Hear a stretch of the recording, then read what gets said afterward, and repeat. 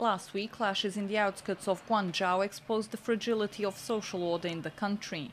Just a week earlier in Chaozhou, hundreds of migrant workers attacked government buildings and set vehicles ablaze. What happened to those people is that they face discrimination and they face harassment by the local Guangdonese, actually. So those migrant workers, they have organized themselves into for protection of their own community, and they have set up a system where everyone contributes a little bit of cash, and I believe it was around 50 renminbi on a monthly basis, so that they could get protection from their own, let's say, security forces. So they have developed their own protection.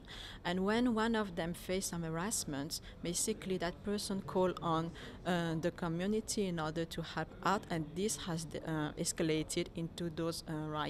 I think the problem is still there, the structural problem, the institutional problem. Because if you think about most of the migrant workers, they don't have, the local residence permit, the so-called wukou. So basically, I think they live almost like second-class citizens, especially for those who work, in the factory, in the restaurant. They do not get much, legal protection.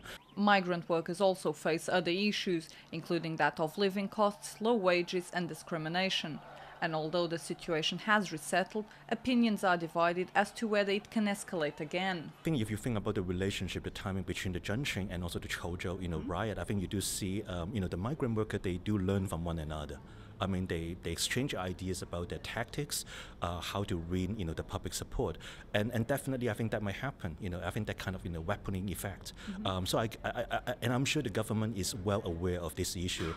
So maybe I'm sure the government will probably do something, try to I think issue some kind of regulation or instruction to the local authority, trying to do more to protect the migrant workers. I don't think this movement will actually continue to spread. What is important for us to understand is that there is always a spark, whether it's actual or not. So of course there is a lot of discontent in the Chinese society today, and Chinese polity is not sure to handle all those challenges at the same time and on the same front.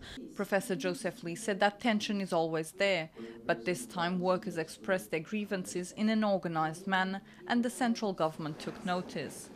Both professors spoke to TDM on the sidelines of a two-day conference undergoing at the University of St. Joseph, aimed at exchanging opinions and views on whether or not China is coming up with new solutions and new paradigms for development.